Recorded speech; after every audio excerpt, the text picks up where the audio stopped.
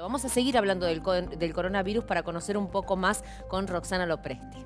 Hola Dani, ¿qué tal? Buenos días. Más allá de estos fríos números, obviamente que el coronavirus, como lo hemos visto, lo hemos escuchado, avanza, preocupa, pero hay que llevar tranquilidad, hay que bajar un poquito la ansiedad sobre todo y hay que estar informados, porque para eso estamos, para informar.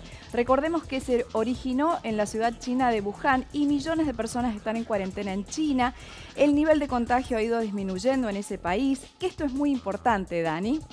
Pero se ha ido propagando por Europa, donde se presentan varios casos, y también el norte de América, donde es invierno. Otro detalle importante, esto sucede porque se transmite fácilmente entre personas.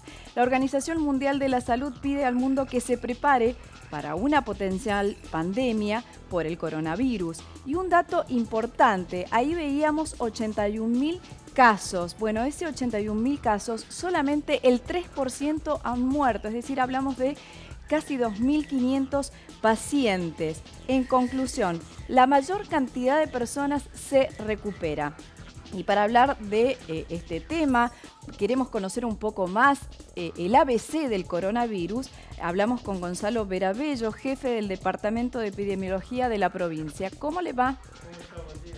Bueno, indefectiblemente este virus está imparable, va a llegar en algún momento aquí a nuestro país, a nuestra provincia. Hay que estar preparados y para estar preparados hay que estar informados. ¿Qué se puede decir? Bueno, primero que el contexto que tiene el hemisferio norte es totalmente distinto al hemisferio sur, por una cuestión de temporalidad, ¿sí? Están en pleno invierno, nosotros estamos en verano.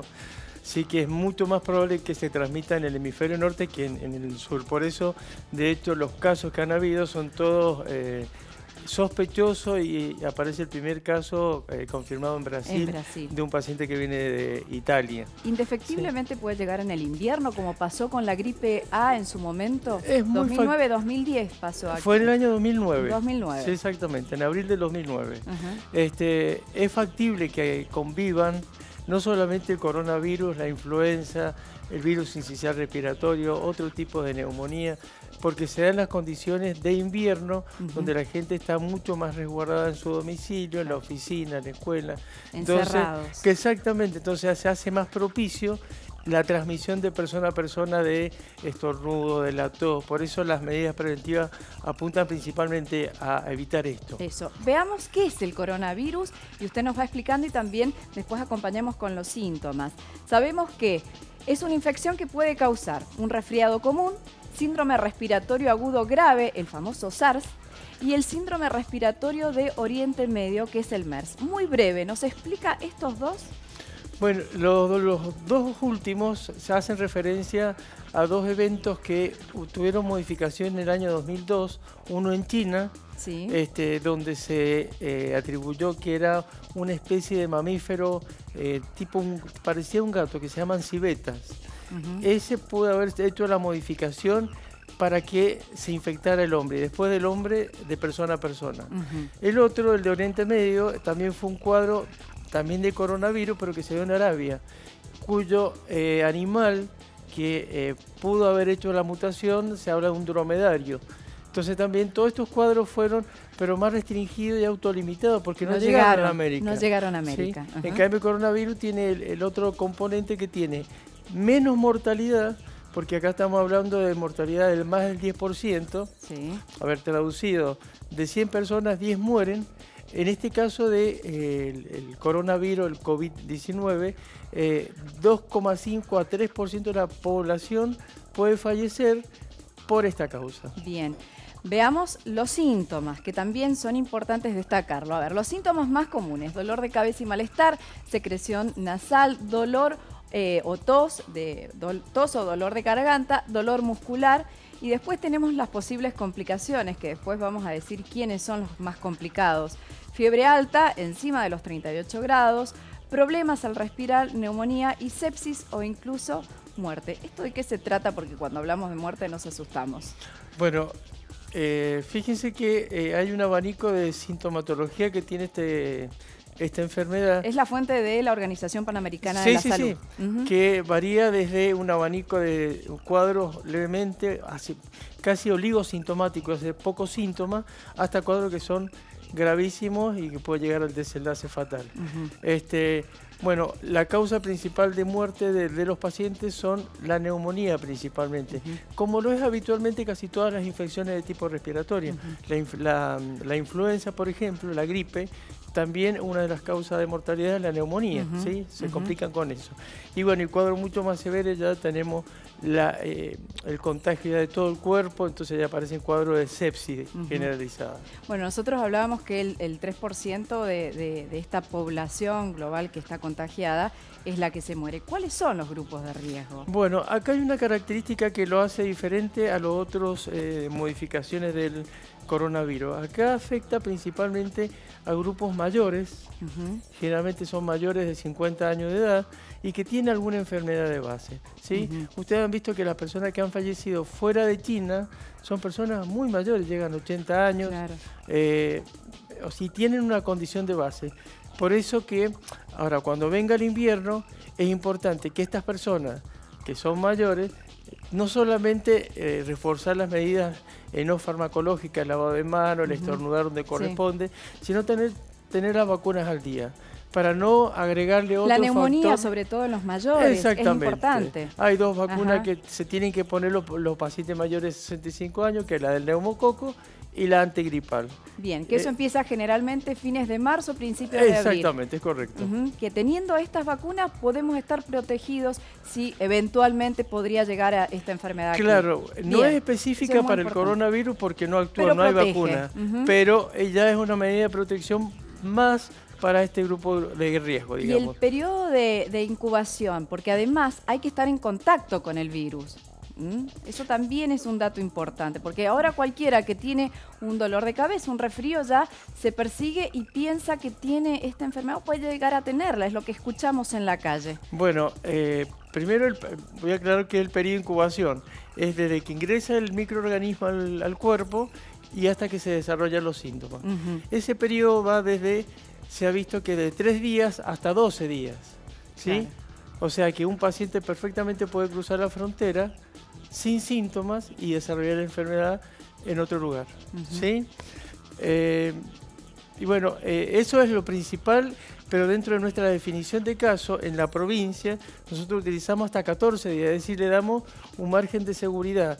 Todo paciente que venga de China continental, por ejemplo, y que tenga un cuadro respiratorio los últimos 14 días, ya es un candidato para ser aislado y analizado y bueno, y hacer todas las medidas de contención del paciente. Bien, las medidas preventivas, porque esto es fundamental.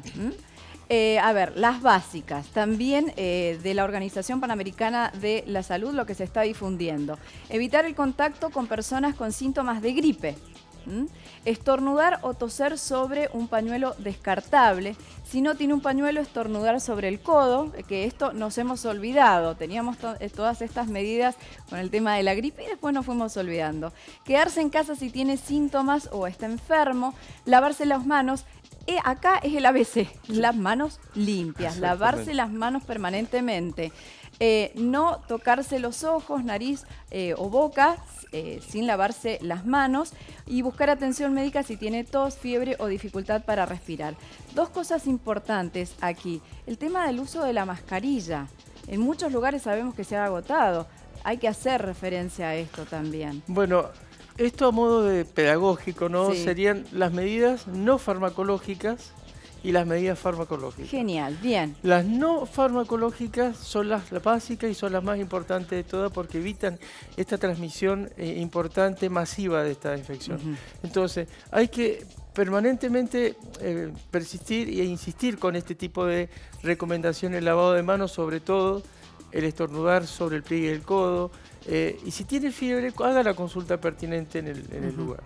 Después, todo lo que es alcohol en gel, si no tiene alcohol en gel, tiene jabón y agua, y tiene la misma eficacia que el alcohol en gel. Lo segundo, la mascarilla solamente lo va a utilizar ¿quiénes?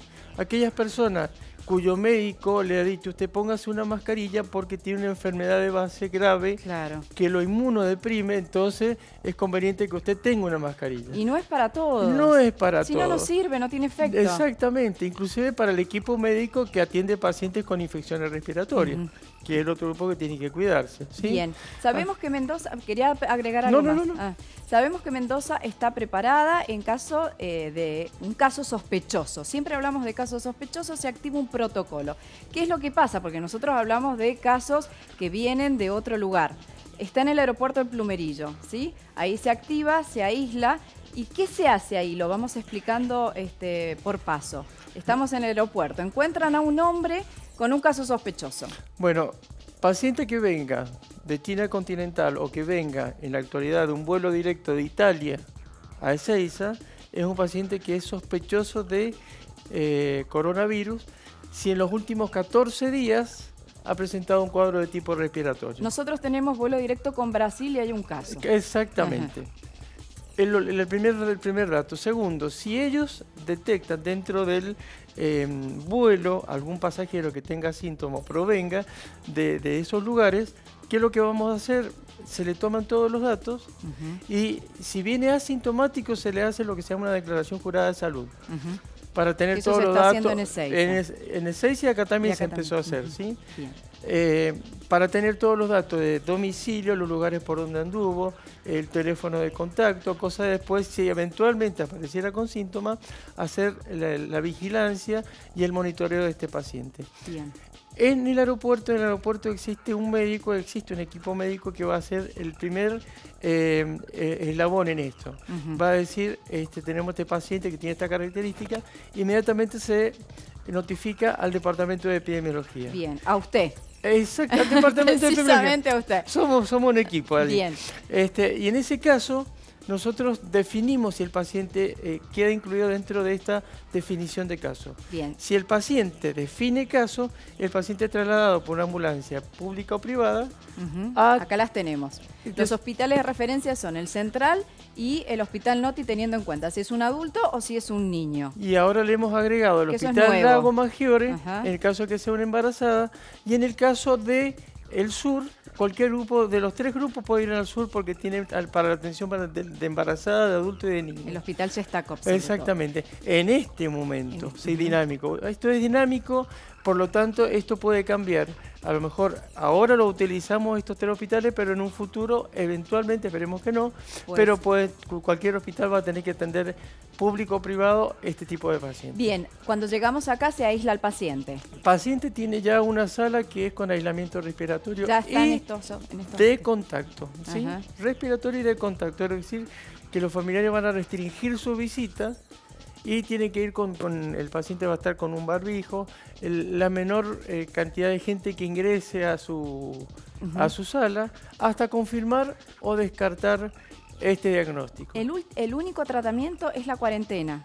Es que la cuarentena es un término... Que son 14, 15 días más o menos. Claro. Sí, o sea, no son 40 días. Sería... era un término, la cuarentena, era un término acuñado con anterioridad. En la actualidad se utiliza más el escudamiento. Claro. ¿Sí? La cuarentena habla de algo más impuesto, pero de todas maneras acá sería una cuarentena más restringida, ¿no? Más acotada. ¿Y la recuperación en cuánto tiempo se puede dar? Es que depende del paciente.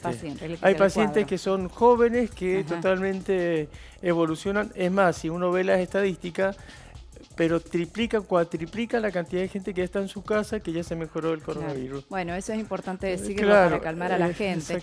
Y no basarse en lo que sale en las cadenas de las redes sociales, de los WhatsApp, que es tremendo porque asusta a la gente. Y si tienen alguna duda, hay una página que ustedes tienen para ir cerrando y la vamos viendo del Ministerio de Salud, que hace muy poquito, que se ha colgado hace estas últimas 24 horas. Esta es la actualización de lo que ya teníamos desde enero. Acá lo tenemos para que nos vaya indicando. Abajo ¿Cómo es la página? A ver, es Ministerio de Salud, Desarrollo Social y Deporte. Se van a ir a Salud y en Salud van a ver esto, lo primero que van a encontrar es esto, alerta epidemiológica de coronavirus. Y existen las recomendaciones para el equipo de salud y las recomendaciones para la comunidad. Esto le interesa a la gente, las recomendaciones para la comunidad. Esto es para la comunidad, todo lo que tiene que hacer, a ver, los establecimientos públicos, privados, los establecimientos escolares, ¿sí? Los negocios, los supermercados, todas las cosas que se tienen que hacer, que es lo que hablamos al principio. Claro. Que es lo básico. Y después lo otro es más técnico relacionado con cómo se opera técnicamente con un paciente sospechoso. Ahí lo está bajando Sebastián. Y bueno, ahí está la página, salud, ahí está. salud.mendoza.gov.ar, fundamental. Y esto es lo último que ustedes colgaron anoche. Bueno, esto lo colgamos ayer a la tarde. Sí. Y acá lo que hicimos fue agregarle que alertas incluyen como recomendación adicional desde el 25 de febrero el control de pasajeros con vuelos directos provenientes de Italia. Bien. ¿Por qué de Italia y no de otros países? Para que sea un país potencialmente delicado para transmisión, necesita que en el lugar exista también una transmisión sostenida del virus. Bien. Si no existe esa transmisión sostenida, por ejemplo, el caso aislado de Brasil no reúne ese requisito, entonces por eso no está incluido dentro de la definición de caso. Bien, fantástico, doctor. La verdad que nos ha dado una guía de entender este coronavirus y que tanto temor nos da, pero bueno, si estamos informados, Dani, no hay nada que temer. Lo fundamental es esto, todo lo que hemos dicho, y bajar el nivel de ansiedad y el pánico que tanto genera. Totalmente. Sobre todo, porque hay que tener contacto con el virus para tener la enfermedad, si es que. Claro, acá lo creo que hay que marcar mucho es que se tienen que marcar los números fallecidos, los que son confirmados. Pero también tendría que haber una placa que dijera los pacientes que han sido atendidos y que han recuperado su salud al estado habitual. Que es la mayoría. Que es la gran, pero lo supera. Lo supera. Lejos. Pero siempre marcamos lo negativo, entonces queda ese mensaje. Tal cual. ¿Sí? Bueno, doctor, gracias. Bueno, gracias a ustedes por esta oportunidad. Bueno, adelante, Dani.